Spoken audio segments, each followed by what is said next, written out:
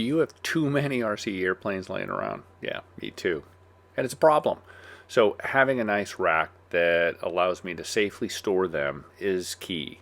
So this is the new FMS plane rack. It's pretty adjustable and it has some neat features about it, which I'm going to show you after I do a brief assembly.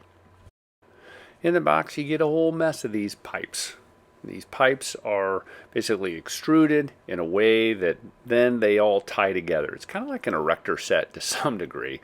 All of those, the fittings have a Allen wrench, appropriately sized, that then as you turn the screw, it expands the fitting and locks in place inside the tube.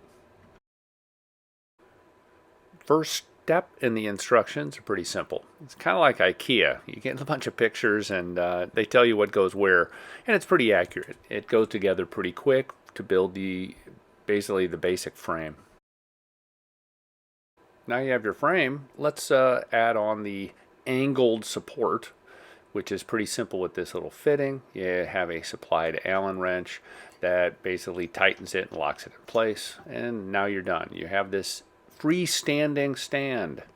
Now you attach the plane supports and they, just like everything else, you have a fitting that slides into the tube, which then attaches to the other tube with the use of a compressing screw that you use your Allen wrench to tighten up and locks in place.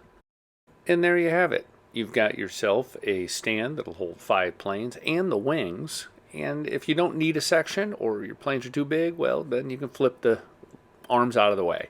Very cool system, and it's on wheels. I didn't show the attachment of the wheels, but it has some wheels so you can roll it around. It's a great freestanding setup. As always, a link is in the description below.